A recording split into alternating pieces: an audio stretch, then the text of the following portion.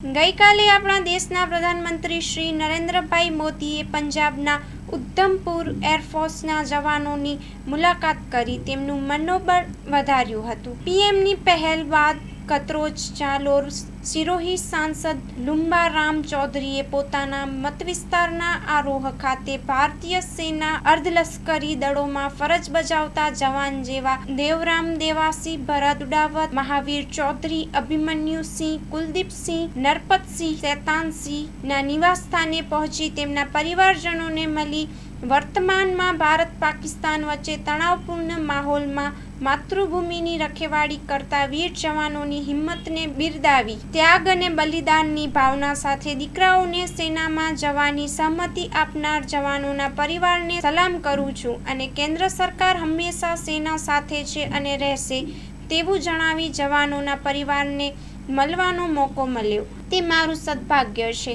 તેવું જણાવ્યું હતું। સાંસદશ્રીની મુલાકાત દરમિયાન તેમની સાથે સિરોહી જાલોરના પાર્ટીના હોદ્દેદારો હાજર રહ્યા હતા। અહેવાલ માં ન્યૂઝ સુરેશ રાવળ, દાંતીવાડા, બનાસકાંઠા।